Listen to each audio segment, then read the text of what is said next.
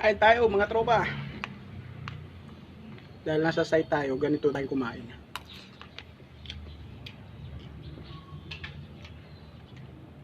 Ulam is apritada.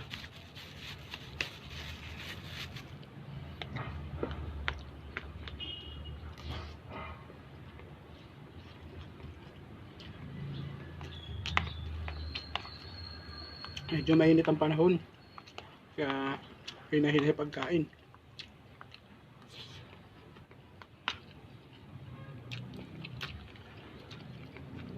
Konti lang dala kong kanin. Sa puno lang.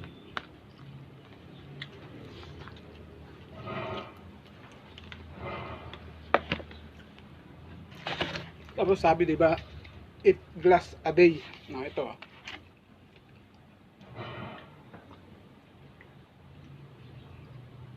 Sobra na sigurong 8 glass yan.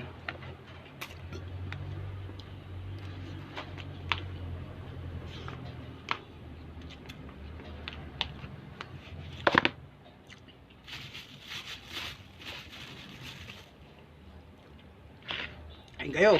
Baka may baong kayo, kainin nyo na yan. Manood lang kayo dyan. Habang nanood